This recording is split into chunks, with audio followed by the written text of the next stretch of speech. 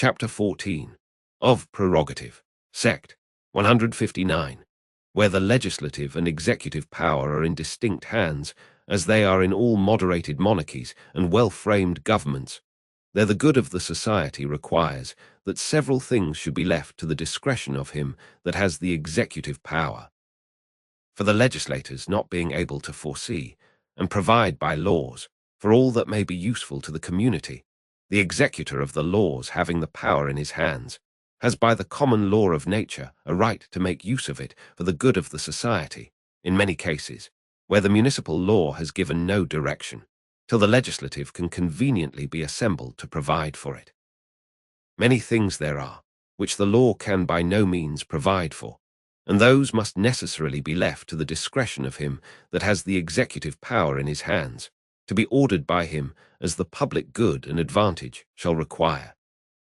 Nay, it is fit that the laws themselves should in some cases give way to the executive power, or rather to this fundamental law of nature and government, viz., that as much as may be, all the members of the society are to be preserved.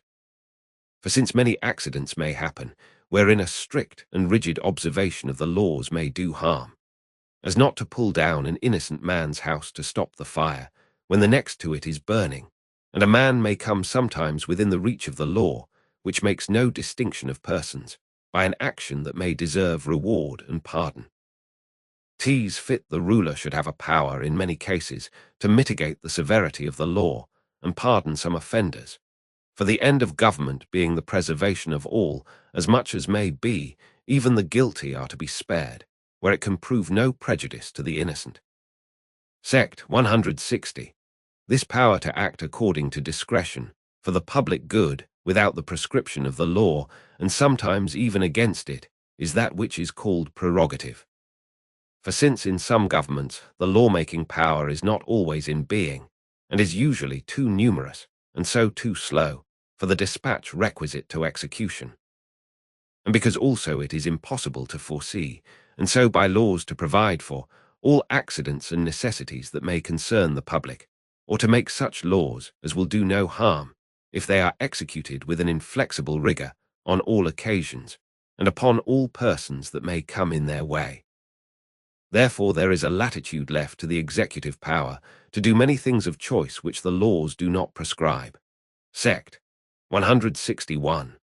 This power, whilst employed for the benefit of the community and suitably to the trust and ends of the government, is undoubted prerogative, and never is questioned. For the people are very seldom or never scrupulous or nice in the point. They are far from examining prerogative, whilst it is in any tolerable degree employed for the use it was meant, that is, for the good of the people, and not manifestly against it. But if there comes to be a question between the executive power and the people about a thing claimed as a prerogative, the tendency of the exercise of such prerogative to the good or hurt of the people will easily decide that question. Sect 162. It is easy to conceive that in the infancy of governments, when commonwealths differed little from families in number of people, they differed from them too but little in number of laws. And the governors, being as the fathers of them, watching over them for their good, the government was almost all prerogative. A few established laws served the turn, and the discretion and care of the ruler supplied the rest. But when mistake or flattery prevailed with weak princes to make use of this power for private ends of their own, and not for the public good, the people were fain by express laws to get prerogative determined in those points wherein they found disadvantage from it. And thus declared limitations of prerogative were by the people found necessary in cases which they and their ancestors had left, in the utmost latitude, to the wisdom of those princes who made no other but a right use of it, that is, for the good of their people. Sect 163. And therefore they have a very wrong notion of government, who say that the people have encroached upon the prerogative, when they have got any part of it to be defined by positive laws. For in so doing they have not pulled from the prince anything that of right belonged to him, but only declared that that power which they indefinitely left in his or his ancestors' hands, to be exercised for their good, was not a thing which they intended him when he used it otherwise.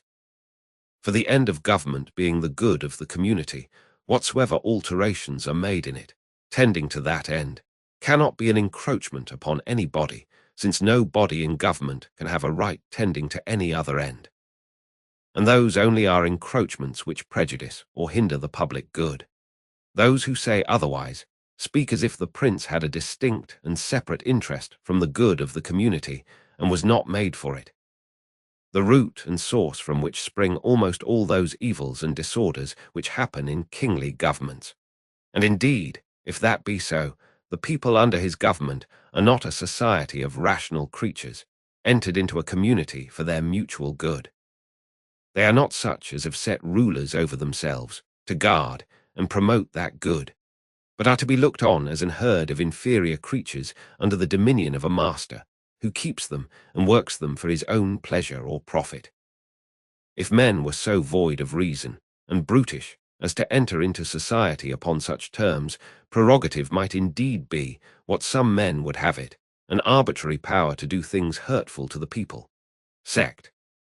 164. But since a rational creature cannot be supposed, when free, to put himself into subjection to another for his own harm, though where he finds a good and wise ruler, he may not perhaps think it either necessary or useful to set precise bounds to his power in all things. Prerogative can be nothing but the people's permitting their rulers to do several things, of their own free choice, where the law was silent, and sometimes too against the direct letter of the law, for the public good. And their acquiescing in it when so done.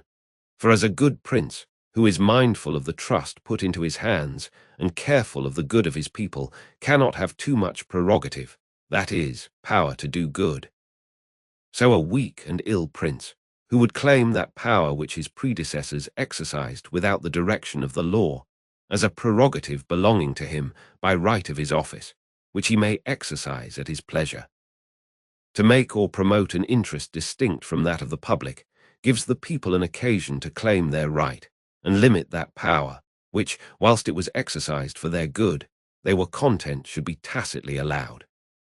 Sect. 165.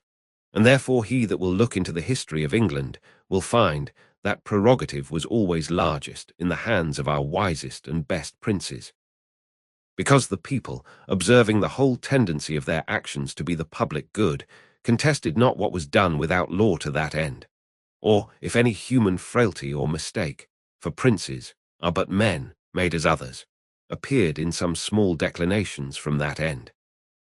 Yet 'twas visible, the main of their conduct tended to nothing but the care of the public.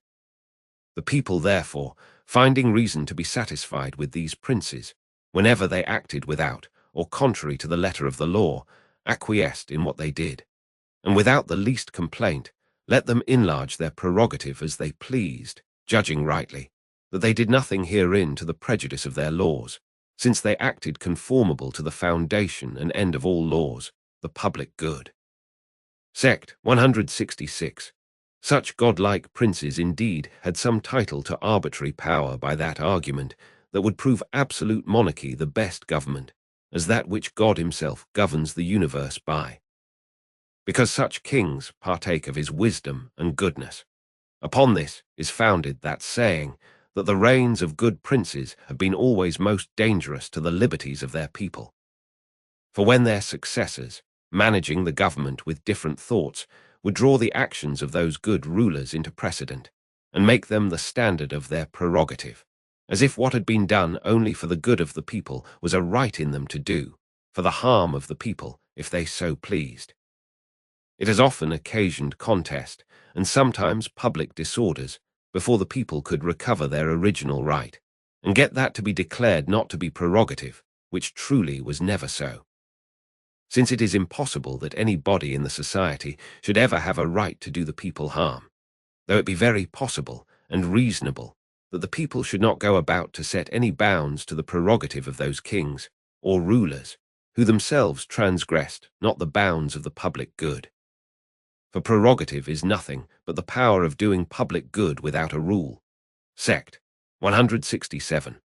The power of calling parliaments in England as to precise time, place, and duration is certainly a prerogative of the king, but still with this trust, that it shall be made use of for the good of the nation, as the exigencies of the times and variety of occasions shall require. For it being impossible to foresee which should always be the fittest place for them to assemble in, and what the best season, the choice of these was left with the executive power, as might be most subservient to the public good, and best suit the ends of parliaments. Sect 168. The old question will be asked in this matter of prerogative, but who shall be judge when this power is made a right use of one answer? Between an executive power in being, with such a prerogative, and a legislative that depends upon his will for their convening, there can be no judge on earth. As there can be none between the legislative and the people, should either the executive or the legislative, when they have got the power in their hands, design, or go about to enslave or destroy them. The people have no other remedy in this, as in all other cases where they have no judge on earth, but to appeal to heaven. For the rulers, in such attempts, exercising a power the people never put into their hands, who can never be supposed to consent that any body should rule over them for their harm, do that which they have not a right to do. And where the body of the people, or any single man, is deprived of their right, or is under the exercise of a power without right, and have no appeal on earth, then they have a liberty to appeal to heaven, whenever they judge the cause of sufficient moment. And therefore, though the people cannot be judge, so as to have, by the constitution of that society, any superior power, to determine and give effective sentence in the case, yet they have, by a law antecedent and paramount to all positive laws of men, reserved that ultimate determination to themselves which belongs to all mankind, where there lies no appeal on earth, viz., to judge whether they have just cause to make their appeal to heaven. And this judgment they cannot part with, it being out of a man's power so to submit himself to another as to give him a liberty to destroy him. God and nature never allowing a man so to abandon himself as to neglect his own preservation. And since he cannot take away his own life, neither can he give another power to take it. Nor let anyone think this lays a perpetual foundation for disorder, for this operates not till the inconveniency is so great that the majority feel it and are weary of it, and find a necessity to have it amended. But this the executive power or wise princes never need come in the danger of, and it is the thing of all others they have most need to avoid, as of all others the most perilous.